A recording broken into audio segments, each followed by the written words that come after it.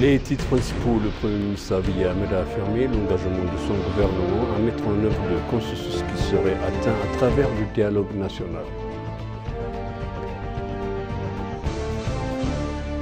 Le ministre des Affaires étrangères et l'Institut des Affaires étrangères ont organisé un programme de formation pour la diplomate du Sud soudanaise.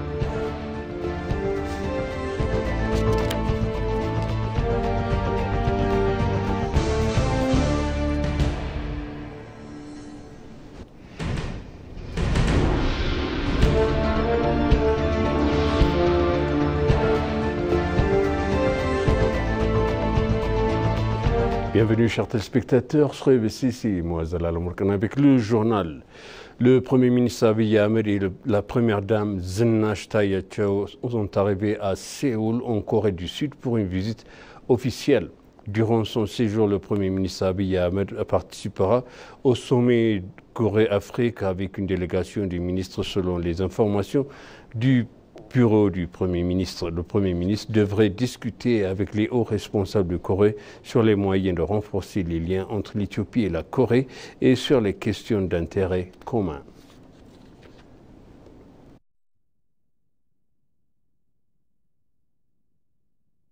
Le Premier ministre Abiy Ahmed a affirmé l'engagement de son gouvernement en mettant en œuvre le consensus qui serait atteint à travers le dialogue national.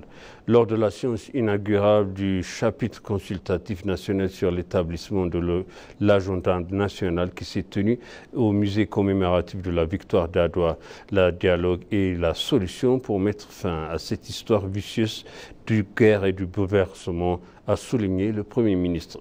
Le Premier ministre a promis que le gouvernement était déterminé à mettre en œuvre le consensus obtenu grâce au dialogue.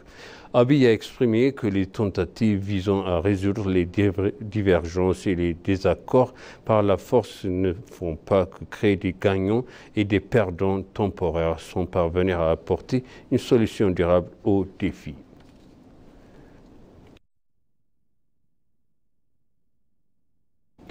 La commission de dialogue national a lancé un chapitre consultatif national sur l'établissement d'un programme ici à Addis Abeba avec les réunions de représentants sur tous les groupes des partis prenantes. S'adressant à la séance inaugurale, la commissaire en chef Mesfen Araya a accueilli les participants dans la phase préparatoire inclusive et participative, marquant l'entrée dans le processus de dialogue et la phase de consolidation de l'établissement de l'agenda.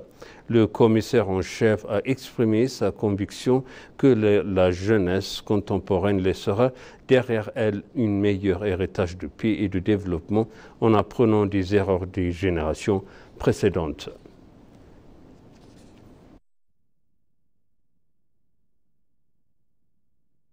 Le ministère des Affaires étrangères et l'Institut des Affaires étrangères ont organisé un programme de formation sur les diplomates sud-soudanaises. Les 20 diplomates qui quitteront Juba le 3 juin 2024 pour poursuivre la formation offerte à la collaboration par l'IFA et le ministère des Affaires étrangères de l'Éthiopie devrait servir de lien essentiel dans le renforcement des relations et de la croissance mutuelle entre les deux pays frères. En outre, Nabil Mahdi, ambassadeur d'Éthiopie au Soudan du Sud, a félicité les diplomates et a souligné l'engagement inébranlable de l'Éthiopie et de ses dirigeants envers le peuple du Soudan du Sud. À cet égard, l'ambassadeur a expliqué que l'Éthiopie travaille de manière agressive pour promouvoir la coopération économique avec le Soudan du Sud à travers le développement d'infrastructures telles que les routes et l'électricité, entre autres.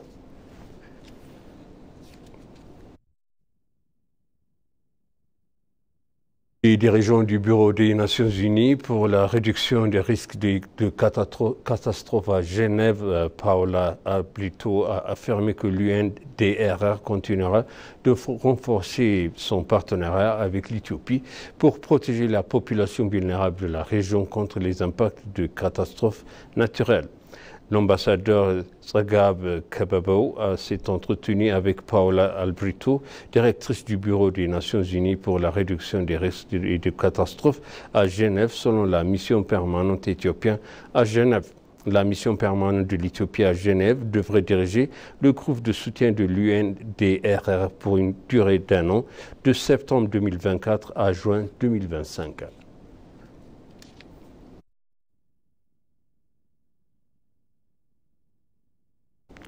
S'adressant à l'ENA, l'ambassadeur de la Sierra Leone en Éthiopie, Harold Safa, a noté que les relations bilatérales entre l'Éthiopie et la Sierra Leone se développent. L'ambassadeur a également salué les activités de développement des infrastructures en cours à Addis Abeba. En outre, l'ambassadeur a ajouté que les vols Ethiopian Airlines vers Freetown ouvrira de nouveaux horizons pour renforcer la coopération touristique entre les deux pays. Ethiopian Airlines a lancé des services passagers 3 fois par semaine vers Freetown en Sierra Leone, selon l'ambassadeur.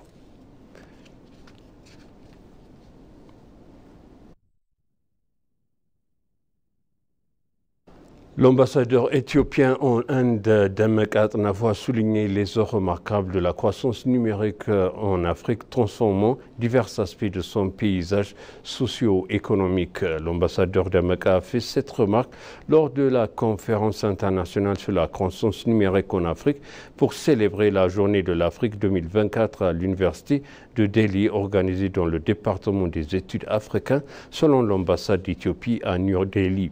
Dans sa remarque finale, l'ambassadeur Demek a appuyé qu'en renforçant les relations entre l'Afrique et l'Inde, nous pouvons créer un avenir où les deux régions prospèrent à l'ère numérique.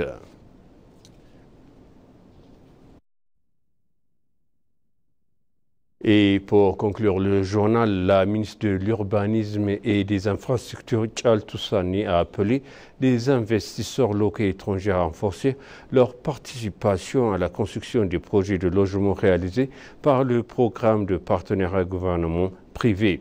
Gift Real Estate a inauguré le 3e village qu'elle construit. La cérémonie d'inauguration s'est déroulée en présence de la ministère du Développement urbain et des infrastructures, Tchal Toussani, du maire adjoint d'Addis Abeba et du chef du bureau de développement des travaux, des entreprises et de l'industrie, Diantrar Abay, des responsables de Gift Real Estate et d'autres invités. Elle a promis que le gouvernement continuera à soutenir les entreprises locales et étrangères engagées dans le secteur de la construction de logements et a appelé d'autres investisseurs à participer dans cette section.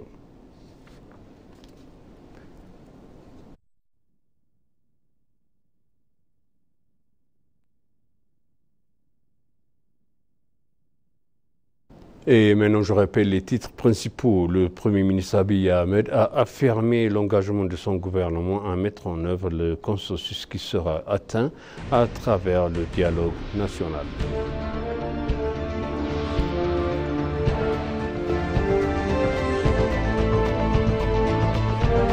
Le ministère des Affaires étrangères et l'Institut des Affaires étrangères ont organisé un programme de formation pour les diplomates sud-soudanais.